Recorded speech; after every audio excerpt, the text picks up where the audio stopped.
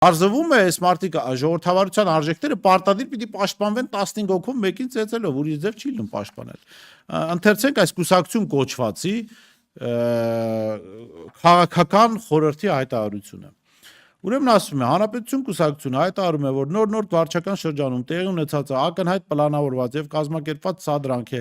որի թիրախը վարչական շրջանի ղեկավարը կամ քաղաքապետը չէ, այլ ՀՀ անկախությունը եւ ինքնիշխանությունն է։ Դատապարտելով բռնության եւ սադրանքի որևէ դրսեւորում, մենք գտնում ենք, որ ժողովրդավարությունը պետք է պաշտպանված լինի օրենքով, իսկ անհրաժեշտության դեպքում նաեւ ուժով։ Ակնհայտ է, որ նախկինները փորձում են կոնսենսուս -1 ձևավորել ԵՄ անդամակցության գործընթացը նախաձեռնած Ուկրաինայի դեմ պատերազմը դատապարտող միութենական պետության դեմ եւ ՀՀ ինքնիշխանությունը բացարձակ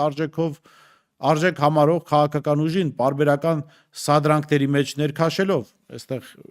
մեկնաբանություն, այս պարբերությունից տպավորություն է ստանում, որ ակնհայտ այդ մարդը շատ ակտիվ քյաբաբ է ուտում, երբ Տիգրան Տեր-Մարգարյանը քյաբաբ է ուտում, դա չի անում կշտանալու համար, դա անում է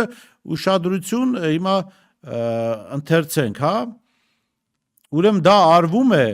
ԵՄ անդամակցության գործընթացը առաջ տանելու,